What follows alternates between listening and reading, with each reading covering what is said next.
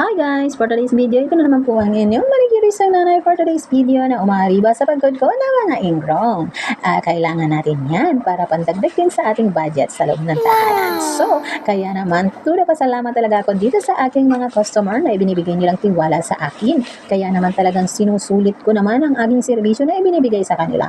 At ito nga po palang aking mga ginagamit na mga panggugod sa mga ingrong ay talaga namang lagi ko itong sinasanitize para naman safe na safe sa aking mga customer. At yun naman talaga ang dapat, lalo na sa panahon ngayon, kailangan natin mag-iingat. So, ito nga po palang aking customer. Yung isang paa niya ay di naman masyadong ma-ingrown. Dito lang po sa pangalawa na may idinadaing siyang masakit. Kaya naman, itong inyong manicuristang nanay to the rescue naman talaga sa mga ganyan para naman guminhawa ang kanyang pakiramdam. So, ayan. Maraming salamat guys and see you sa next video. Ayan. At talaga naman